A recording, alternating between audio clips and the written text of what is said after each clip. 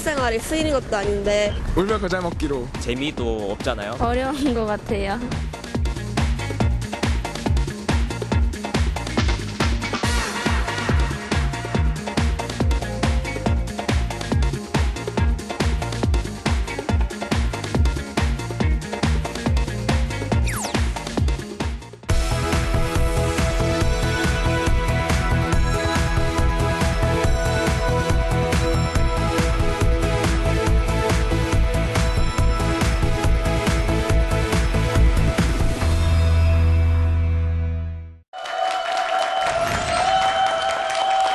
대한민국의 모든 수포자가 사라지는 그날까지 저희 수다하게 함께하겠습니다. 오늘도 수다하게 와주신 여러분 감사합니다. 자, 우리가요 이런 생각 되게 많이 하게 되지 않아요? 요즘은 슈퍼맘, 슈퍼데디라는 이름을 걸어서 모든 대한민국 부모님들의 어깨가 많이 무거워졌어요. 참, 내 아이를 잘 키워야도 되고요. 밖에 나가서 직장 생활도 잘해야 되고요. 무엇보다 아이와 잘 놀아줘야 되고 교육도 잘 시켜야 되고. 근데 참 마음처럼 안 되는 게 바로 아이의 공부인 것 같아요. 내 아이의 머릿속에 어떻게 돌아가고 있는지 전혀 알 수가 없잖아요. 그래서 오늘은 여러분들께 부담을 좀 덜어드리면서 재밌게 놀면서도 내 아이의 공부를 봐줄 수 있는 방법을 가르쳐 드리려고 합니다. 제가 정말로 좋아하는 선생님 중에 한 분이신데요. 동산초등학교 송재환 선생님을 모시겠습니다. 큰 박수로 맞이해 주세요. 네, 안녕하세요, 안녕하세요. 선생님. 네, 안녕하십니까. 반갑습니다. 선생님께서는요, 그 초등학교 아이를 둔 엄마라면 다 이렇게 반할 만큼 정말 수학 교육에 관련돼서 정석을 알려주신다고 해야 할까요? 정말 인기가 많으신 분이에요. 근데 요즘도 학부형들 이렇게 만나보시면 예. 저건 아닌데 정말 이건 아닙니다라고 말씀해드리고 싶은 막 그런 부분도 있으실 것 같아요. 부모들이 가장 많이 하는 실수. 예, 많습니다. 많은데 그중에서 꼭 뭐 수학과 관련되어서 좀 말씀을 좀 드리면은 네. 선행을 굉장히 많이 시키세요. 지금 제가 2학년 아이들을 가르치는데 2학년 아이한테 막 4학년 걸 이렇게 네. 예, 가르친다든지 배우게 한다든지 이건 마치 5살, 3살 돼서 이제 걸어 다니기 시작하는 아이한테 뛰라고 하는 것과 같거든요. 네. 그러면서 자꾸 뛰니까 넘어지죠? 너는 왜 이렇게 넘어지니? 이런 거나 똑같거든요. 네. 근데 그 아이가 5살, 6살 됐을 때는 뛰지 말라고 해도 뛰죠. 알아서 뛰죠. 예. 네. 그러니까 이게 수학 공부도 그와 같다라는 겁니다. 이게 단계가 있고 그때 적기가 있는데 너무 이렇게 서두르 조급함 때문에 선행을 자꾸 하시는데 좀 삼가하셔야 될 부분이라고 생각합니다. 그럼요. 저 궁금한 거 있어요. 예. 선행을 하고 예. 와서 선생님이 하나만 얘기해도 10개를 아는 아이를 딱 보면 예. 걔가 더 이쁘시죠? 전혀 안 예쁘죠. 가서 쥐어 봐가지고 싶죠. 아. 예. 그 선행한 아이들은요, 호기심이 없어요. 저거 나 다 알아. 아, 그렇게 하고 네. 수박 겉핥기식으로 하고 와서, 예, 안다고 하고 딴짓을 하죠. 네. 그리고 뭔가 활동을 해도, 이건 뭐, 이거 유치한 거.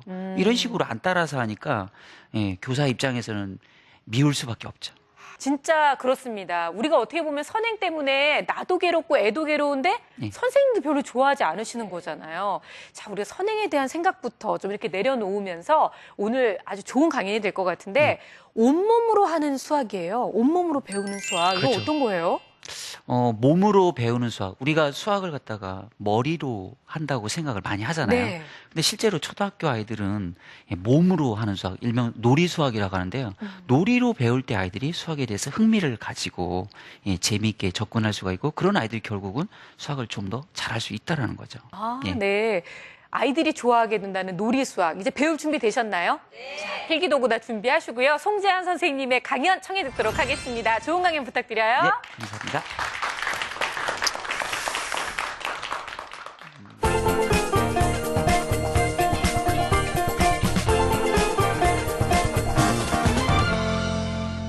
저학년 때 아이들이 좋아하다가 고학년이 되면 싫어하는 과목이 한 가지 있습니다.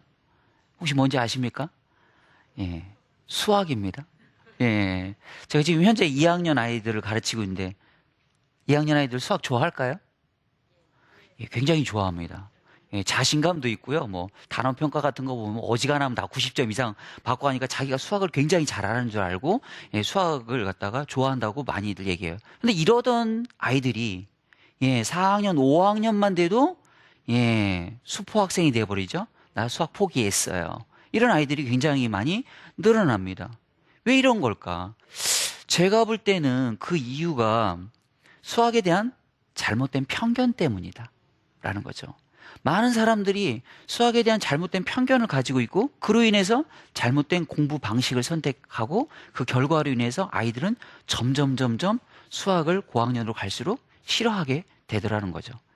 그럼 사람들이 가지고 있는 수학에 대한 편견은 뭐가 있을까? 예, 어떤 게 있을까? 제가 한 3가지를 한번 꼽아봤습니다. 자, 첫째는 뭐냐면은 수학은 문제풀이 하는 것이다. 예, 수학. 이런 편견들이 굉장히 심하시더라고요. 제가 예전에 2학년 아이들을 가르칠 때 어떤 엄마가 예, 한 아이에게 한 학기의 문제집을 11권을 풀리는 걸 봤습니다. 다른 엄마들이 우와 하면서 좋게 했다. 너무 부러워가지고 이러시는데 자, 이렇게 문제를 갖다가 많이 풀리는 이유는 뭡니까? 예, 수학을 문제풀이라고 예, 생각을 하시니까. 이런 편견이 많은 부모님들이 얼마나 심하냐면 제가 예전에 그 4학년 아이들을 가르칠 때 일인데요. 이제 그 사각형 중에서 마름모라는 사각형을 갖다가 아이들에게 가르치고 그 마름모를 갖다가 그리는 게 쉽지 않거든요. 네 변의 길이가 모두 같은 사각형. 이게 마름모 아니겠습니까? 그 마름모의 개념을 가르치고 아이들한테 숙제를 냈죠. 얘들아 오늘 집에 가서 색종이에다가 각각 크기가 다른 마름모를 갖다가 5개를 그려서 오려가지고 수학 공책에 붙여오거라. 이런 숙제를 냈더니 다음날 어떤 여자아이가 저한테 와가지고 선생님, 어제 선생님 때문에 엄마한테 혼났어요. 그럼 뭔 소리니? 그랬더니 제가 이 수학 숙제를 하고 있었는데 엄마가 그랬다는 거예요. 그만하고 공부해라 라고 했다라는 거예요. 이 엄마가 볼 때는 예, 색종이에다 뭔가 그리고 뭐 오려서 붙이고 하는 게 수학 공부 같이 안 느껴졌던 거죠. 수학 공부라는 것은 자고로 막 예, 머리쥐어 뜯어가면서 열심히 수학 예, 문제를 푸는 것이어야 되는데 아이가 뭔가 뭐 오리고 뭐 붙이고 앉아 있으니까 한 소리 하는 거죠. 그만하고 공부해라. 자, 그러면 이런 편견이 이 엄마만의 문제겠습니까? 많은 부모님들이 가지고 있는 수학에 대한 편견이다.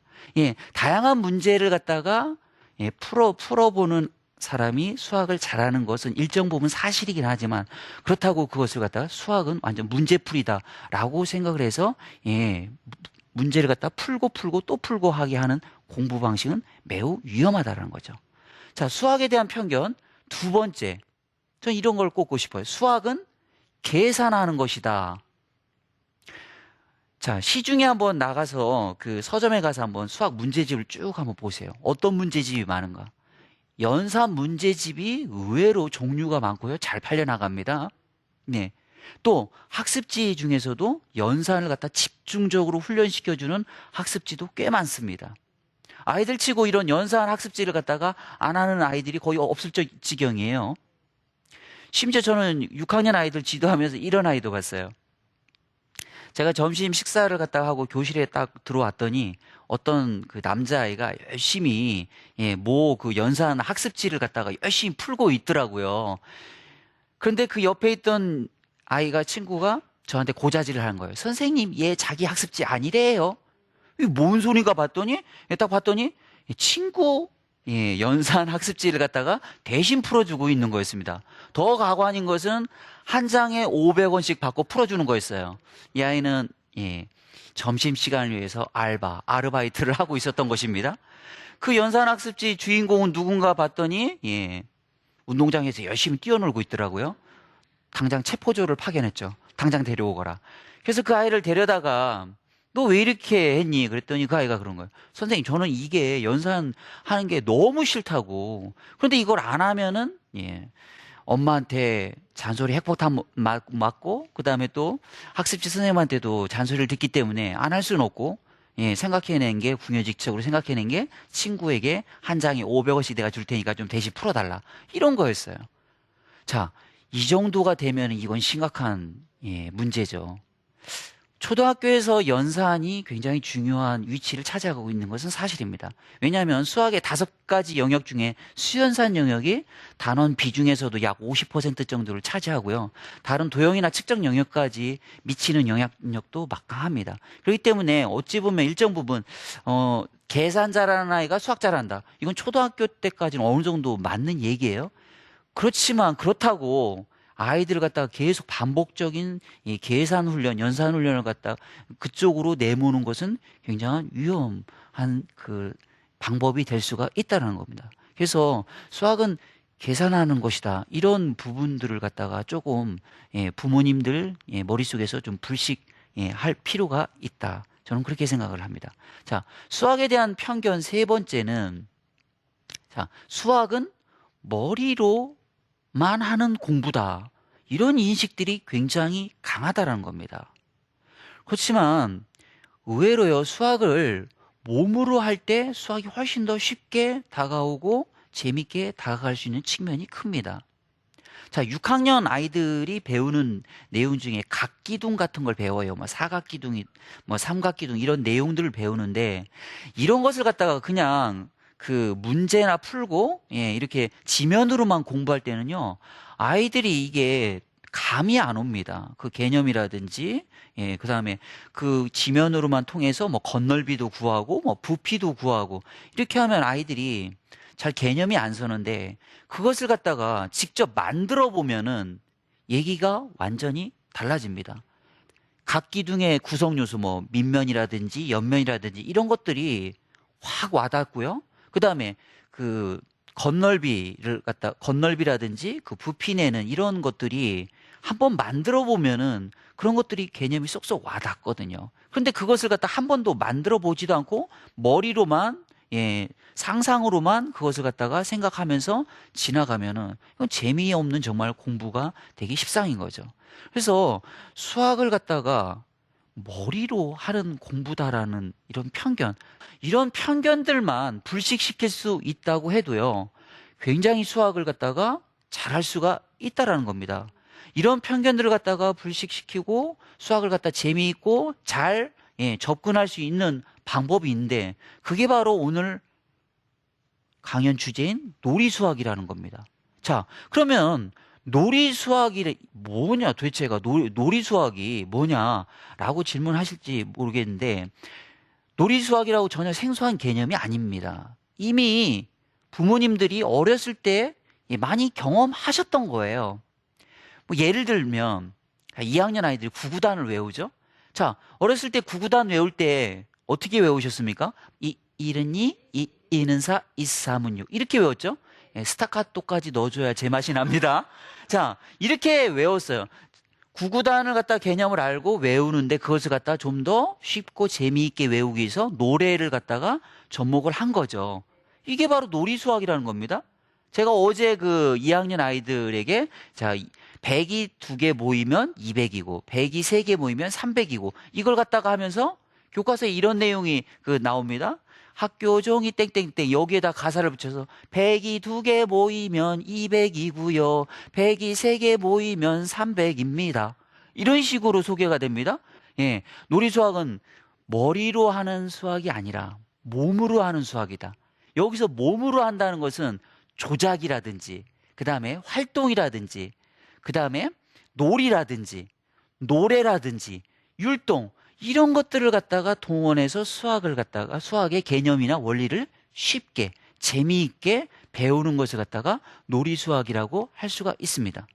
그러면 왜 어린 아이들이나 초등학교 아이들한테 놀이수학으로 가르쳐야 하는 걸까? 그 이유가 뭘까?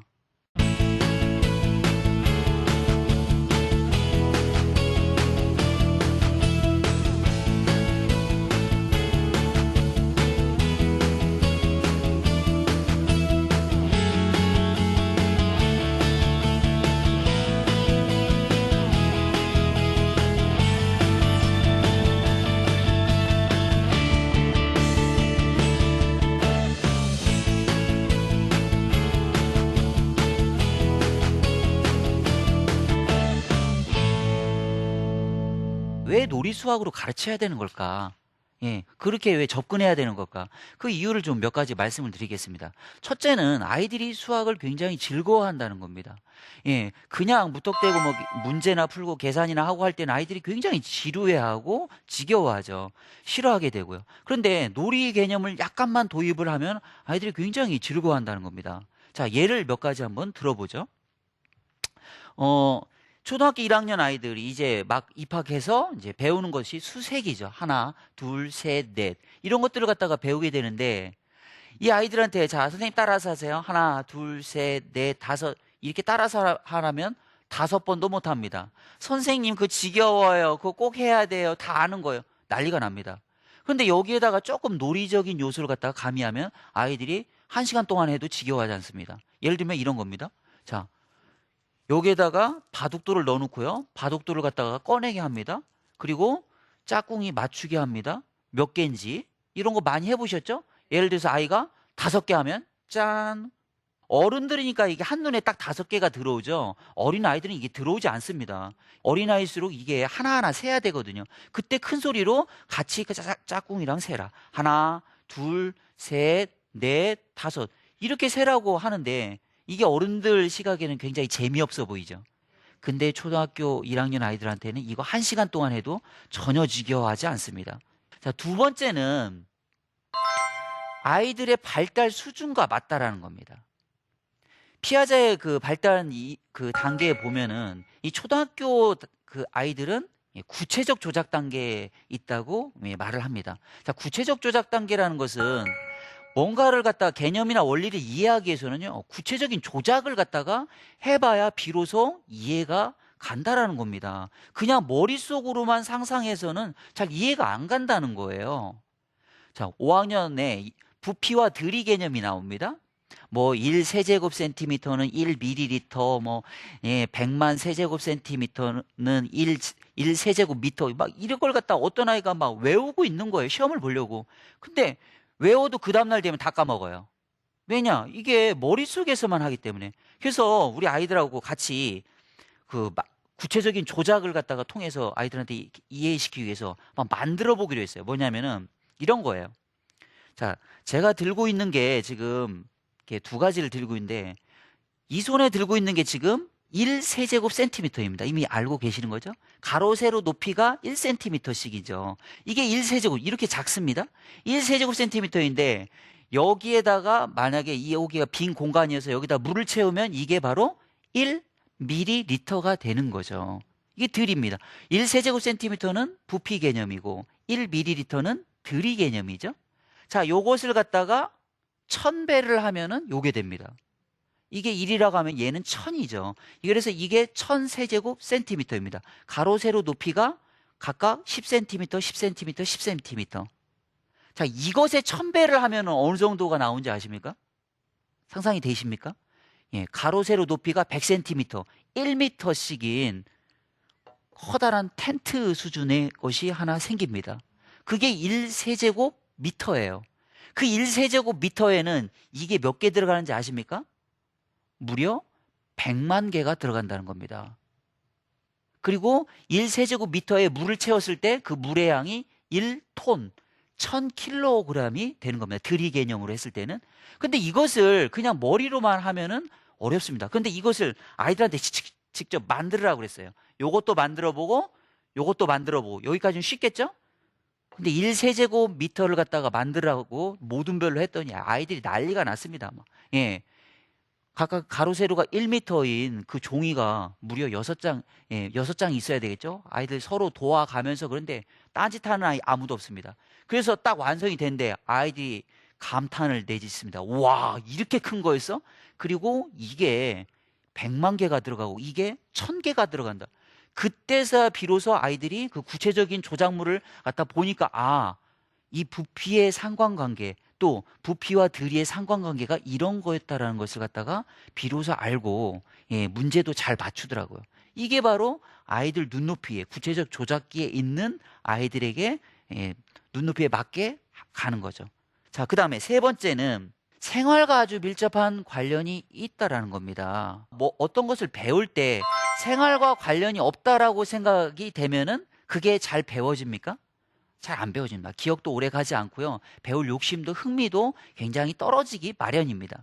그런데 이 놀이 수학은 생활 속에서 소재를 가져오고 생활에서 놀이처럼 배우기 때문에 수학의 유용성이라든지 실용성을 굉장히 느낍니다. 예. 그렇기 때문에 아이들이 흥미를 더 느끼게 되죠. 자, 우리가 이런 걸 생각을 해보죠. 아이가 하나, 둘을 갖다가 처음에 수세기를 배울 때 아이하고 손잡고 뭐 계단 올라가면서 하나, 둘, 셋 이렇게 배우잖아요. 이런 걸 통해서 아이가 수학과 일상생활이 동떨어진 게 아니라 실생활과 매우 밀접한 관련이 있다라는 것을 아이들이 자연스럽게 이해를 갖다가 하게 되고 수학에 대한 흥미를 더 높게 갖는 겁니다. 그래서 고학년에 가서 잘하는 아이들은 누구냐면 수학에 대해서 흥미를 가지고 있고 재미를 가지고 있는 아이들이에요. 그 흥미와 재미를 갖다가 느끼게 할 수 있는 가장 좋은 방법이 바로 놀이 수학이라는 거죠. 자, 그러면 이 놀이 수학으로 가르칠 수 있는 방법은 그럼 어떤 방법들이 있을까? 좀 궁금하시죠? 자, 간단합니다. 복잡하게 생각하지 마세요. 첫 번째는요, 수학 교과서를 잘 활용하면 됩니다. 수학 교과서예요. 요즘 교과서는 정말 좋게 구성이 되어 있어요. 맨 마지막쯤에 가면요, 체험마당이라고 소개가 되어 있어요. 그 체험마당은 다 놀이 수학을 소개한 겁니다. 이걸 가정에서 아이와 한 번씩이라도 해보면요, 아이가 굉장히 수학에 대해서 흥미를 느끼게 됩니다.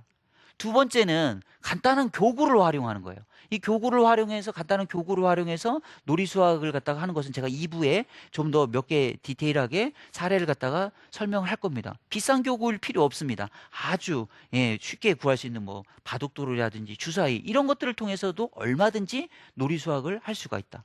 그다음 세 번째는 방학 때 이런 때는요, 수학 캠프에 한번 보내보시는 겁니다. 그래서 수학 캠프에 가면 복잡하게 문제를 갖다가 풀고 계산하는 게 아니라 수학의 교구를 가지고 재미있게 놀이를 하면서 그 수학의 개념 원리를 갖다가 배우기 때문에 아이가 수학에 흥미를 잃었던 아이들이 굉장히 흥미를 찾고 돌아오게 되는 것을 많이 볼 수가 있게 될 것입니다. 그래서 어린 아이들일수록 최소한 초등학교까지는 이런 구체적인 조작물, 또 놀이, 활동, 그다음에 노래, 율동 이런 것들을 통해서 배울 수 있는 수학 놀이를 통해서 수학을 접근해 달라고 꼭 부탁드리고 싶습니다.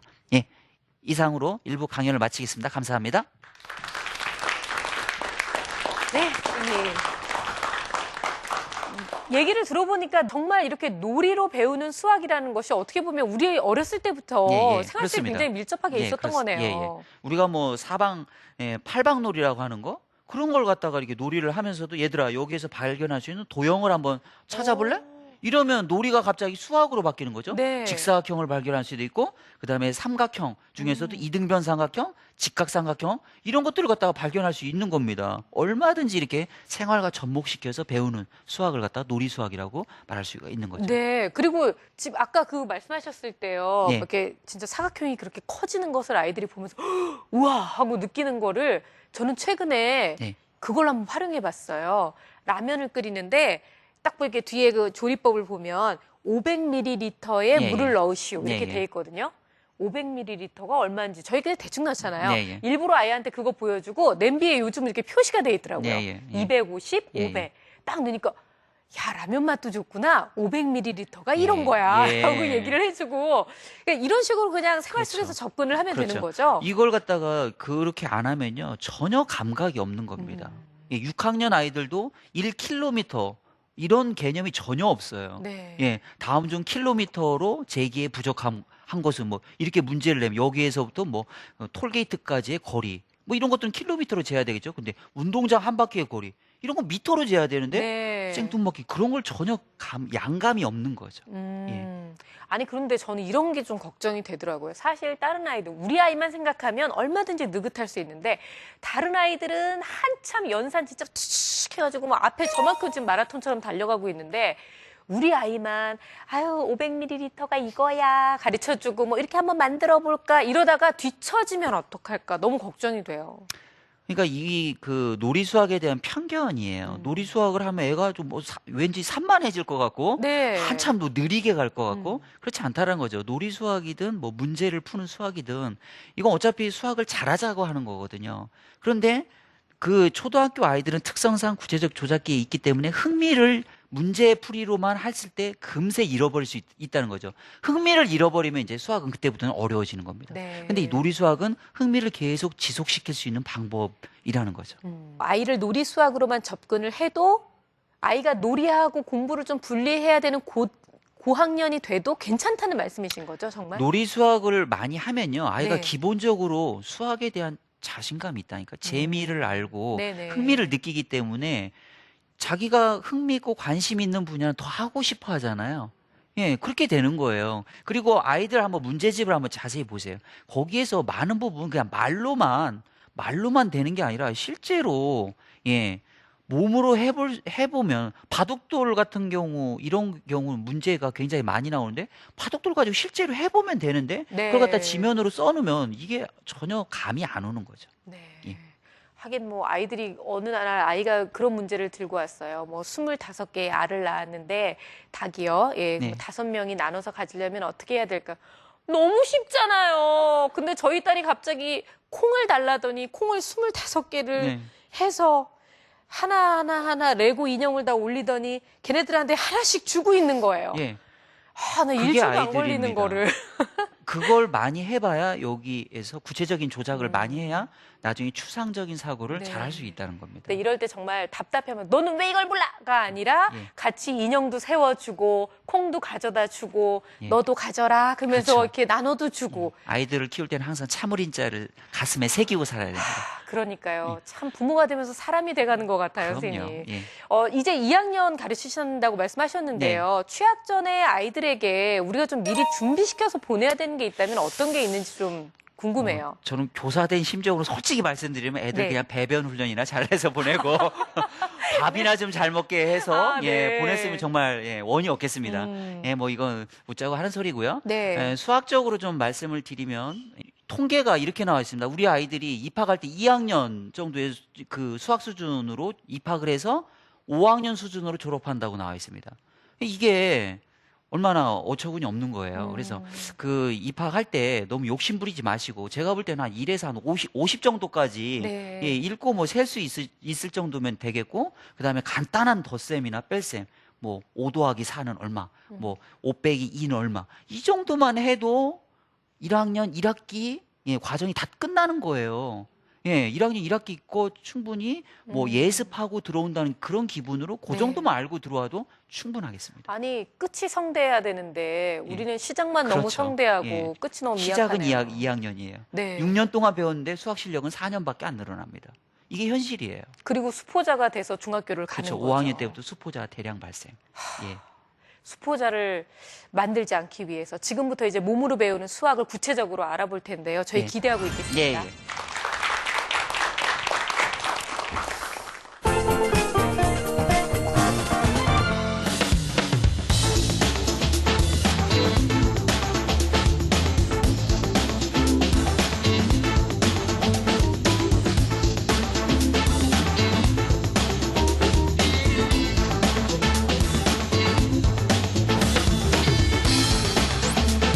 놀이 수학이라는 겁니다. 주변에서 뭐 흔히 구할 수 있는 거죠. 굉장히 수학을 갖다가 잘할 수가 있다라는 겁니다.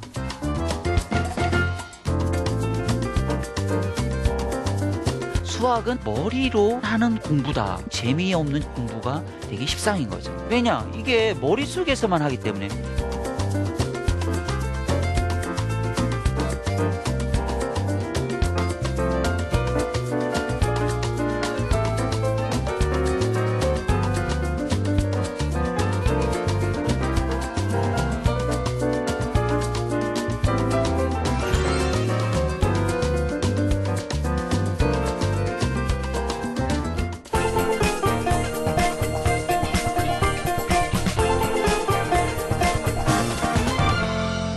제가 오늘은 특별히 주변에서 항상 어디든지 예, 널브러져 있는 쉽게 구할 수 있는 아주 간단한 교구 뭐냐 예, 주사위 어디서든지 구할 수 있죠? 카드 그다음에 바둑돌 이런 아주 사소한 교구를 통해서 아이하고 재미있게 예, 놀이 수학을 할 수 있는 방법을 몇 가지 예, 소개해 올리겠습니다. 자. 먼저 바둑돌을 갖다가 한번 그 생각을 해보죠. 자, 바둑돌. 이 바둑돌은요, 뭐 주변에서 뭐 흔히 구할 수 있는 거죠. 근데 이 바둑돌이 의외로 정말 쓸모가 많습니다. 한번 자녀 그 문제집에 이렇게 문제들 보세요. 바둑돌과 관련된 문제들이 굉장히 많습니다. 그때 그 문제집에 있는 문제만 이렇게 가지고 씨름하지 마시고요. 실제로 바둑돌을 가지고 놔 보면서 아예 그 생각을 좀 도와주세요. 그러면 이건 구체물이기 때문에 아이들이 이해를 훨씬 잘합니다. 예, 더 흥미를 갖다 훨씬 느낄 수 있고요. 자, 아까도 좀 잠깐 그 말씀을 드렸는데, 자, 아이들을 이제 수세기를 갖다가 할 때, 할 수 있는 겁니다. 여기에다가 뭐 한 10개 정도 넣어놓고, 이렇게 꺼내는 거예요. 그래서 몇 개인지 맞추는 놀이. 자, 몇 개? 5개? 짠. 4개네. 그럼 아이가 안타까워하고. 이게 아이 입장에서 생각하면 이거 굉장히 재밌는 거예요. 이게 들리는 소리라든지, 그 다음에 이 주먹이 이게 부풀려진 정도? 이런 걸 통해서 예상을 해야 되잖아요. 이게 굉장히 수학적인 사고력을 유발하는 거예요. 어른 입장에서는 그냥 아무것도 아닐 것 같지만. 그래서 이런 식으로 얼마든지 할 수가 있고요. 그 다음에 빼기 같은 걸 아이들이 어려워하잖아요. 예, 그죠. 덧셈은 아이들이 비교 쉽게 생각해도 빼기는 어렵게 합니다. 그랬을 때, 이번에도 역시, 예, 손을 갖다가 이렇게 꺼내서 이번엔 바둑돌을 보여주는 겁니다. 바둑돌 4개. 그리고 반대로 물어보는 거죠. 여기에 몇 개가 있을까? 이거 어른들이 볼 때 너무 쉽죠. 근데 이제 막 빼기를 시작하는 아이들한테는요, 굉장히 어렵습니다. 이걸 갖다가 하면은, 모르면은 뒤집어가지고 이걸, 자, 몇 개 있는지 한번 세볼까? 하나, 둘, 셋, 넷, 다섯, 6개가 있네. 이걸 갖다가, 예, 계속 몇 번 아이하고 노르세요. 빼기에서 가장 중요한 게 10 빼기 2, 10 빼기 3, 10 빼기 5, 그 10에서 빼는 거거든요. 왜냐하면 이것은 바다 올림이나 바다 내림에서 반드시 필요한 거기 때문에 10의 보수놀이를 갖다 많이 해봐야 되거든요. 그러다 보면 아이가 또, 엄마 이건 너무 쉬운데? 그러면은 어떤 방법이 있겠습니까? 바둑돌을 추가하는 거죠. 11개. 11개도 잘한다. 12개를 넣어놓고 이번에 또 하고. 이런 식으로 이게 그냥 공책에다 써놓고 하는 것보다 훨씬 더 아이가 재미있어하고 이해를 더 쉽게 할 수가 있는 겁니다. 자, 그 다음에 조금 수준 있는 것을 갖다가 하시고자 하는 분들을 위해서 이런 그 놀이도 한번 소개하고 싶어요. 자, 님게임이라는 겁니다. 님게임이라는 것은 수학의 전략 게임입니다. 예, 이거 뭐 여러 가지 방법이 있는데 초등학생들 정도 아이들이라고 하면은 예, 13개 정도의 이렇게 바둑돌을 갖다 이거 바둑돌이라고 가정하고요. 바둑돌을 놓고서 가위바위보를 한 다음에 그 바둑돌을 가져가는 거예요. 가져가는데 규칙이 뭐냐? 1개를 가져갈 수도 있고 2개를 가져갈 수도 있습니다. 최대 2개까지 가져갈 수가 있어요. 그래서 만약에 상대가 1개를 가져갔으면 나는 2개를 가져올 수도 있어요. 어쨌든 1개, 2개 이렇게 가져올 수가 있는데 그럼 어떻게 하면 이기는 거냐? 맨 마지막 바둑돌을 가져오는 사람이 이기는 겁니다. 또는 반대로 가져가는 사람 치는 걸로 할 수도 있어요. 이걸요, 처음에 이제 그 초등학생 아이들한테 시켜보면 아무 생각 없이 가져가요. 근데 이게 몇 판 해보면은 어떻게 하면은 내가 이길 수 있을까를 갖다가 굉장히 고민하기 시작합니다. 그리고 이제 고학년 같은 경우는 어떻게 하면 이길 수 있을까? 그 규칙을 한번 발견해 볼까? 이건 쉽게 발견되지 않습니다. 수학적인 정말 사고를 정말 많이 해야 발견이 될 수가 있는 거죠. 한번 여러분도 한번 고민해 보시죠. 제가 정답은 말하지 않겠습니다. 예, 과연 먼저 가져가는 사람이 유리할까? 아니면 늦게 가져가는 사람이 유리할까? 또 몇 번째 바둑돌을 갖다가 가져가야 반드시 이길 수 있을까?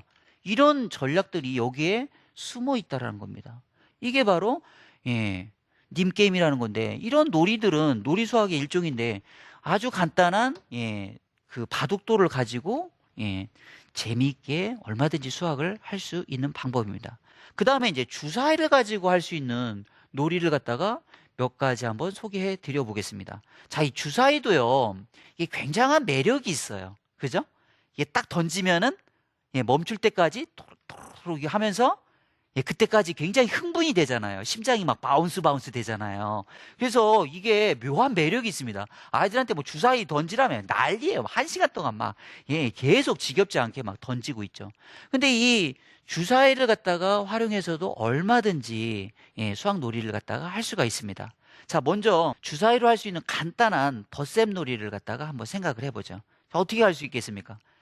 주사위를 한 개가 아니라 두 개를 가지고 던지게 하는 겁니다. 두 개를 동시에 딱 던졌는데 눈이 5와 4가 나왔어요.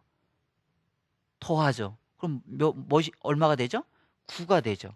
이렇게 이제 막 덧셈을 배우는 애한테 5 더하기 4, 막 4 더하기 3, 막 이런 거 써놓고 연습하는 것보다 주사위를 던지면서 나온 눈의 개수를 갖다가 더해보라고 하면은 이거 지면으로 된 것을 갖다가 하라면 애 10분도 안 돼가지고 온몸으로 비비면서 꽈배기 되죠. 근데 이걸로 하면 1시간 내내 해도 엄마가 먼저 넉다운 되지 애가 그만 좀 하자고 절대 안 합니다. 그러면은 제 애는 2학년, 3학년 이건 너무 유치한데요? 조금만 생각해 보세요. 어떻게 됩니까? 주사위를 3개를 갖다가 늘리면 어떻게 되겠습니까? 3개를 동시에 던진다. 자, 그런데 6과 4와 5가 나왔어요. 이거 더하면 얼마입니까? 15가 되겠죠? 이건 2학년 정도가 돼야 할 수 있고요. 자, 그 다음에 또 반대로 2개를 갖다가 숫자를 만들고 하나를 갖다가 더하다. 그렇게 하면은 64와 5를 더할 수가 있겠죠? 그래서 숫자가 큰 사람이 이기게 한다면은 이 상태에서 조합을 갖다가 해야 되겠죠? 예를 들어서 어떤 아이가 54 더하기 6으로 이렇게 조합을 한다면 이 아이는 뭔가 덧셈의 원리를 잘 모르는 거예요. 큰 수가 나오기 위해서는 항상 10의 자리 수를 갖다가 크게 해야 되는 걸 잘 모르는 거죠. 근데 어쨌든 이런 것을 갖다가 자주 하다 보면 이게 덧셈의 원리도 쉽게 이해를 갖다가 할 수가 있는 겁니다. 주사위 덧셈 놀이가 있다면 주사위 뺄셈 놀이도 있겠죠. 좀 필이 오십니까? 어떻게 해야 되는지? 이렇게 약간씩 변형만 시켜도 아이 수준별로 얼마든지 재미있는 주사위 놀이가 가능하다는 겁니다. 그럼 이번엔 덧셈과 뺄셈을 갖다가 아주 그냥 짬뽕해서 나는 시키고 싶다. 이런 것도 아주 간단하게 생각할 수 있습니다. 자, 덧셈을 할까 뺄셈을 할까 아이들로 하여금 고민을 갖다 하게 하는 거죠. 자, 지금 화면에 보이는 그 말판이 있는데요. 저런 말판을 갖다가 그려놓고 아이하고 주사위 놀이를 하는 거예요. 자, 2개를 갖다가 동시에 던져요. 딱 던졌는데 6과 1이 나왔어요. 이걸 갖다 더하면 얼마가 되죠? 7이 되고 빼면 5가 되는 거죠.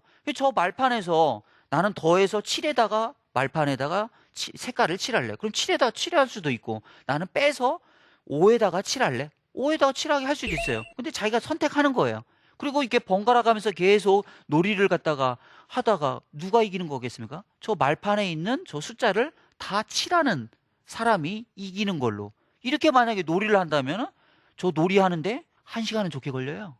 애들 1시간 동안 광분에 도가니야. 아까 더하기 할 걸, 아까 빼기 할 걸 난리가 납니다. 그래서 이게 1학년 수학 교과서 그 놀이마당에 나오는 이게 그 놀이거든요. 애들이 이거 1시간 동안 시켜놓으면 딴짓하는 아이들 아무도 없어요. 이런 걸 통해서 얼마든지 아이들에게 재미있는 덧셈 뺄셈을 갖다가 가르칠 수가 있는 거죠.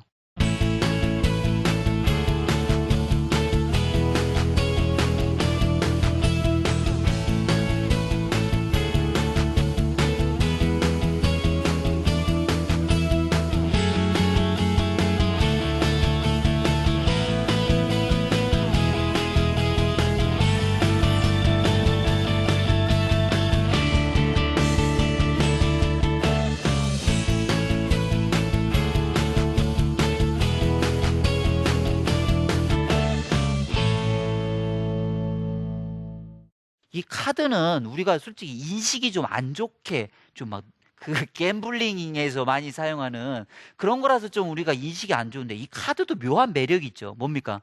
딱 가져와서 이렇게 까볼 때 내가 기대했던 그게 딱 나왔을 때 그 묘미가 이게 장난이 아니거든요. 그래서 이것만 잘 활용해도 아이들하고 굉장히 흥분이 넘치는 놀이를 갖다가 할 수가 있다. 그 10의 보수놀이라고요. 더하기 빼기를 갖다가 원활하게 잘하기 위해서 10의 보수를 갖다가 10 뭐 9 하면 1, 8 하면 2, 뭐 2, 3, 5 이렇게 숫자를 묶어서 10을 만드는 걸 갖다가 원활히 하는 게 굉장히 중요합니다. 받아 올림이나 내림 있는 덧뺄셈을 하는 가장 기본이죠. 이것을 갖다가 아이하고 예를 들어서 아이에게 훈련시키기 위해서 요 가족이 둘러 앉아가지고 한 장씩 가져가는 거죠. 한 장씩 가져와서 어떻게 하느냐? 세 장을 갖다가 세 장을 모아서 10을 만드는 거예요. 그래서 이렇게 세 장을 가져왔는데 10이 안 됐죠? 계속 가져와야 되는 거예요. 계속 가져왔는데 딱 나왔어요. 이렇게 5와 3과 2와 8이 나왔다. 이랬을 때는 5와 3과 2를 딱 모아가지고 10을 만들 수가 있잖아요. 어른이 볼 때 딱 눈에 보이지만 애는요, 이게 막 4장, 5장 있는데 그 속에서 10을 만들어낸다는 거, 이건 보통 어려운 일이 아닙니다. 그래서 먼저 딱 만들어낸 10의 보수를 갖다가 먼저 만들어낸 사람이 이기는 이런 게임입니다. 그럼 애가 좀 컸다 그러면은 10이나 20을 갖다가 만들어내게 할 수가 있겠죠. 그러면 여기 뭐 K나 Q나 J 이런 것들은 어떻게 합니까? 그건 임의의 숫자를 뭐 11, 12, 13 이렇게 하기로 하면은 더 재미있는 거죠. 뭐 예를 들어서 조커는 아무수나 임의수를 갖다가 만들어서 할 수 있다 그러면 조카 가져가려고 난리 나겠죠. 이러면서 얼마든지 재미있게 10의 보수놀이를 하면서도 재미있게 이어갈 수가 있다는 겁니다. 자, 그 다음에 네 수를 갖다가 다 합해서 뭐 높은 사람이 이기게 하는 그런 게임을 갖다가 할 수도 있지만 두 장씩 나눠서 두 자릿수를 만든 다음에 그 두 자리의 수가 덧셈이 가장 큰 사람이 이기는 걸로 하자. 이렇게 규칙을 정하면은 3학년 아이들도 이게 어떻게 수를 만들어야 될까 고민합니다. 자, 예를 들어서 8, 2, 3, 5가 나왔을 때는 어떻게 수를 만들어야 되겠습니까? 82와 53을 만들어야 가장 높은 수가 나오겠죠? 벌써 이것만 해도 받아 올림이 있는 세 자리가 나오는 거죠. 뺄셈도 역시 마찬가지입니다. 뭐 4장을 가져오게 한 뒤에 자, 두 자리 수를 만들어서 서로 뺐을 때 가장 작은 값이 나오는 사람이 이기는 걸로 하자. 그랬을 때는 이걸 갖다가 어떻게 만들어야 되겠습니까? 감 오십니까? 이 4장을 갖다가 어떻게 만들어야 내가 이길 수 있을까요? 85 빼기 32 이렇게 만들면 될까요? 아니죠. 막 헷갈리시죠? 어른들도 헷갈려요. 아이들은 더 헷갈리죠. 그러면서 여러 가지 시행착오를 거치면서 아이들이 빼기를 해서 가장 큰 값 또는 가장 작은 값을 만들기 위해서는 어떻게 하면 되겠구나. 이런 걸 갖다가 알아갈 수가 있는 거고 아이가 뭐 4학년, 5학년이다 그러면은 6장을 가져와서 세 자릿수를 만들어서 이렇게 빼기를 갖다가 접근해 보면 이게 한 장 한 장 가져올 때마다 제발 좀 9가 왔으면 제발 좀 1이 왔으면 이런 그 과정이 아이들을 지루하지 않게 굉장히 재미있게 아이들을 갖다가 그 재미로 이끌 수 있는 놀이수학의 장점이라고 말씀을 드릴 수가 있겠습니다. 자, 이런 것들은 아주 우리 주변에서 흔하게 볼 수 있는 그런 교구들을 갖다가 활용해서 하는 그 놀이라고 하면은 교구 없이도 얼마든지 재밌게 할 수 있는 놀이들이 얼마든지 있습니다. 예를 들어서 그 측정 분야에서 측정 그 영역에서 아이들하고 같이 할 수 있는 놀이도 굉장히 많습니다. 아이들하고 비행기 접어서 날리는 이런 거 하죠? 비행기 접어서 날릴 때 가서 아이하고 날리면서 자기 발자국으로 이렇게 길이를 재보는 거죠. 내가 날렸을 때는 몇 걸음, 10발자국이 갔는데 아빠는 12발자국이 갔다. 라고 했을 때 아빠가 나보다 2발자국 더 멀리 갔다. 이렇게 수학적인 표현을 정확하게 비교를 갖다 해서 나타나게 한다든지 아니면 이번에는 단위 길이를 자기 발자국이 아니라 걸음으로 해봤더니 이번에는 5걸음이 나왔다. 단위 길이가 바뀌니까 거리 표현 방법도 달라지는구나. 이렇게 얼마든지 생활 속에서 간단한 거지만 이런 것을 통해서 아이의 수학적인 놀이도 할 수가 있습니다. 자, 그 다음에 아이들 막 이렇게 한 다리로 서 있기 이런 거 굉장히 어려워하잖아요. 어린아이들. 그런데 이런 걸 통해서도 얼마든지 아이하고 측정 놀이를 할 수가 있습니다. 아이한테 너 서 있어. 그럼 엄마가 기록재 줄게. 엄마가 초식에 딱 누르면 엄마는 옆에서 불러주면 됩니다. 1초, 2초, 3초, 4초. 왜냐하면 이거 초감각을 갖다가 그 아이가 듣고서 몸에 익힐 수, 물론 이 균형 감각도 뿐만 아니라 그렇게 되면 아이가 처음에 할 때는 10초 나왔는데 자 10초가 지금 최고 신기록이야. 자 다음에 한번 또 해볼까? 그럼 15초 와 신기록 세웠다. 이러면서 아이하고 얼마든지 재밌게 하면 아이가 1초라는 길이에 대해서 얼마든지 양감을 갖다가 습득을 갖다가 할 수가 있다는 거죠. 저는 가끔 이제 수업 시간에 수업 집중을 하기 위해서 자 1분 맞추기 놀이 하겠습니다. 자 지금부터 이제 준비 시작. 처음에 하면요 10초 20초밖에 안 흘렀는데 벌써 손 들어요. 그렇게 감각이 없어요 1분에 대한. 그런데 이거 자꾸 해보면 나중에는 거의 55초부터 한 1분 5초 요 사이에 대부분 아이들이 손을 듭니다. 이게 양감이 형성이 됐다라는 거죠. 이거 굉장히 중요합니다. 이렇게 몸으로 배우는 수학. 초등학생 아이들은 몸으로 배울 때 아이들이 굉장히 즐거워해요. 제가 아까 일부에서도 말씀을 드렸지만 결국 수학을 누가 잘하느냐, 어떤 아이들이 잘하느냐, 수학에 대해 흥미를 잃지 않고 재미를 느끼는 아이들이 나중에 문제라도 한 문제라도 더 풀어보려고 하고 모르는 문제 있을 때 자기가 해결하려고 노력을 합니다. 그 아이들이 결국은 수학을 잘하거든요. 그래서 수학에 대해서 흥미가 떨어진 아이들, 그 다음에 어린 아이들은 반드시 이 놀이 수학으로 접근을 갖다가 해줬으면 좋겠다라는 마음을 가지면서 강연 마무리하겠습니다. 감사합니다.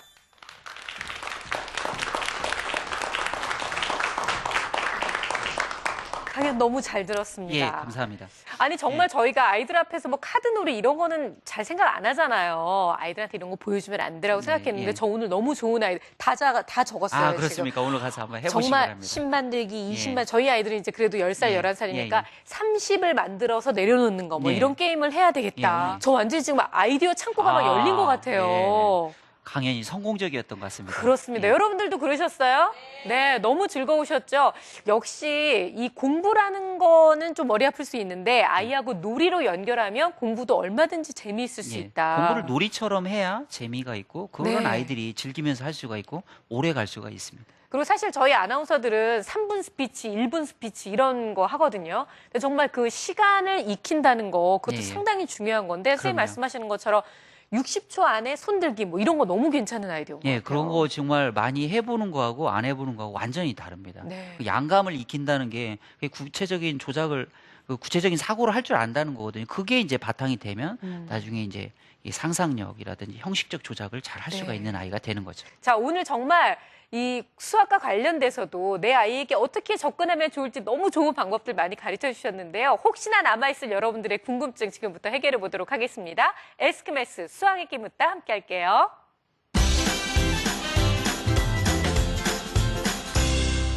자, 오늘 첫 번째 질문은요. 직접 영상을 찍어서 보내주셨는데 어떤 질문인지 화면으로 함께 만나보겠습니다. 요즘 창의적 수학이라고 해서 스토리텔링형 문제도 많이 푸는 추세고 시험에도 서술형 문제가 많이 나오는데 이런 면에서 주판 사용이 수학 공부에 얼마나 도움이 될까요? 주판. 저 주판 학원도 다녀봐서 알거든요. 그래서 저도 어렸을 때 많이 다녔습니다. 저는 그게 근데 네. 너무 어려워서요. 암산으로 하고 얼른 그거에 맞춰서 주판 알만 났었어요. 그렇습니까? 저는 아직도 계산을 할 때 이게 머릿속에 주판을 그리면서 정말요? 계산을 하는데 네. 몇십 년이 지났지만 근데 정말 이 주판이라는 게 저한테는 하나도 도움이 되지 않았는데 선생님한테는 도움이 되는 거잖아요. 저한테는 매우 도움이 됐고요. 주판의 그 어떤 장점은 계산을 갖다가 잘한다라고 그렇게만 그냥 쉽게 생각할 수 있는데요. 그 이상입니다. 예를 들어서 주판은 일단 듣기 능력이 돼요. 아, 선생님 그죠? 말씀하시는 거. 주사 선생님이 2원이요, 4원이요 사원이요. 이러면은 그걸 들어야 하잖아. 일단 들어야. 네네. 그다음에 그걸 듣고서 손으로 놓죠. 그럼 이건 조작 활동. 아, 그렇죠. 가장 뇌세포가 많이 분포돼 있다는 요 입하고 요 손에 이걸 조작을 계속하기 때문에 뇌가 좋아질 수밖에 없는 거예요. 그래서 듣기 능력, 집중력, 그다음에 이런 조작 능력이 굉장히 좋아지기 때문에 두뇌 발달에 굉장히 도움이 되고 수학 공부에도 이런 것들이 굉장히 도움을 줄 수가 있죠. 네. 단 한 2년 이상 정도는 배워야 됩니다. 몇 개월 그렇게 배워서는 나왔어요? 이런 효과가 잘 안 나오고요. 제가 볼 때는 한 2년 이상은 배워야 네. 이런 효과가 나올 수가 있다라는 거. 그래서 아이한테 예를 들어서 몇 개월 시켜봤는데 네. 이렇게 우리 MC님처럼 애가 경기를 한다. 그러면 네. 이제 더 이상 시키지 마시고 애가 즐거워하고 관심 있어 한다. 그런 아이들은 한 2, 3년 쭉 해서 정말 수학적인 사고력을 갖다가 높여줄 필요가 있는 거죠. 네. 그렇습니다. 근데 말씀 듣고 보니까 진짜 그렇네요. 뭔가 듣는 능력도 키워주고 네, 듣기가 네, 손으로도 예, 조작하고. 그 학교 공부의 가장 기본 아니겠습니까? 선생님이 뭔가 설명을 할 때 이 듣는 게 되는 아이들은 다 공부 잘하는 아이들이에요. 네. 듣는 게 안 되는 아이들은 그렇죠. 다 공부 못하는 아이들이고요. 예, 그래서 이게 듣기 훈련이 굉장히 중요하죠. 청각적 집중력. 예, 그렇죠. 네. 이번에는 수다학 홈페이지를 통해서 보내주신 질문인데요. 1090님입니다. 수학도 풀었던 문제 반복해서 풀고 암기하는 것도 반복이 중요하다고 하는데 무조건 반복하는 공부법은 어떤가요? 효과적일까요? 라고 물어보셨어요. 수학을 일정 부분 암기 과목이라고 이제 얘기는 하는데요. 그건 맞는 말이기도 하고 틀리는 말이기도 합니다. 그러니까 예를 들어서 우리가 구구단을 갖다가 구구단의 그 개념을 갖다 처음에는 알아야 하잖아요. 네. 이게 왜 2 곱하기 3이라고 쓰고 2 곱하기 3의 개념이 뭔지 이걸 갖다 철저히 알아야 되거든요. 그 개념 원리에 대한 일단 이해를 갖다가 완전히 한 다음에는 그 다음에 필요한 건 뭐죠? 암기죠. 암기. 반복을 맞아요. 해가지고 그걸 갖다가 암기를 갖다가 해야 수학 문제를 더 잘 풀 수가 있습니다. 그런데 우리 아이들은 만약에 선행 같은 거를 하면은 암기를 해요. 왜요? 이해가 안 가니까. 아이들은 그렇죠. 암기력이 비상하기 네. 때문에 자기도 모르게 암기를 먼저 하게 돼요. 그래서 문제를 외워서 풀게 돼요. 이건 굉장히 안 좋게 되는 거죠. 그래서 암기는 수학에서 일정 부분 차지하는 거긴 하지만 그게 우선은 아니다. 네. 그렇게 말씀을 좀 드리고 싶습니다. 네, 좀 이해가 되셨죠? 도움이 되셨죠? 자, 마지막으로 선생님한테 듣고 싶은 얘기가 너무 많아요. 계속 여쭤보면 뭐가 또 나오고 또 나오고 또 나올 것 같지만 시간 관계상 마지막으로 저희 아이들을 키우는 부모님들에게 도움이 될 만한 한 말씀 부탁드리겠습니다. 예. 제가 그 부모님들을 보면 좀 안타까울 때가 있어요. 많은 부모님들이 너무 조급증을 가지고 있다는 거죠. 근데 분명한 것은 자연 만물을 보십시오. 봄에, 이른 봄에 벚꽃처럼 이르게 피는 꽃도 있지만 가을에 가보세요. 산에. 쌀이꽃도 피고요. 가을에 피는 꽃도 얼마나 많은지 몰라요. 그래서 사람도 이와 같다. 사람꽃도 예, 먼저 피는 꽃이 있고 네. 나중에 피는 꽃이 있는데 좀 예, 릴렉스하면서 좀 약간 여유를 좀 가졌으면 하는 바람을 가지면서 오늘 강연을 좀 네. 마치고 싶습니다. 선생님께서는 이른 꽃이셨어요? 늦은 꽃이셨어요? 저는 늦은 꽃이었습니다. 네. 제가 볼 때도 20대가 넘어서 예, 30대, 지금 이제 40대가 되는데 점점 더 만개하고 있습니다. 네. 이런 게 우리에게 희망이 아닐까요? 자, 우리 아이들한테도 너무 조급하게 느끼지 말고 가을꽃도 되게 괜찮고 겨울꽃도 예, 괜찮다. 그럼요. 예. 이렇게 얘기해 주면 좋을 것 같습니다. 오늘 정말 너무 소중한 이야기 해주신 선생님께 다시 한번 큰 박수 보내주세요. 감사합니다. 예, 감사합니다. 우리 선생님 같은 분만 학교에 계시다면 우리 아이들 학교 보낼 때 너무 마음이 편안하고 가벼울 것 같다는 생각이 들었어요. 오늘 놀이 수학에 대한 이야기를 나눠봤는데요. 처음에는 그냥 적당히 끝나지 않을까 생각했는데 이 놀이 수학이 정말 내 아이에게 도움이 되는 수학 공부하고 연결될 수 있다라는 그런 믿음이 좀 많이 드셨죠. 여러분들께서도 오늘 선생님이 가르쳐주신 방법 플러스 내 방법을 많이 개발하셔서 여러분들이 혹시 또 수다학의 주인공이 되실지도 모르겠다는 생각이 듭니다. 그런 날이 오기를 기대하고 있겠습니다. 저희는 다음 시간에요. 더욱더 즐겁고 또 신통방통한 수학 이야기를 들고 찾아오겠습니다. 감사합니다.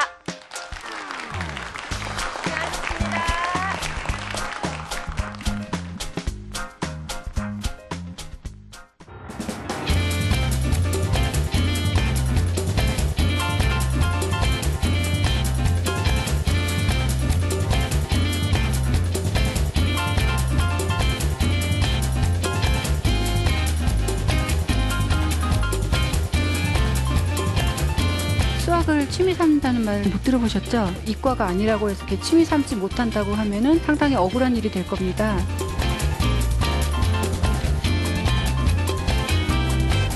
이런 것들은 문제집에 나오지 않죠. 우리가 생각하는 것보다 더 재미있는 세계가 있구나. 그러다 보면 나중에 또 푹 빠져가지고 100문제를 풀 수 있는 겁니다.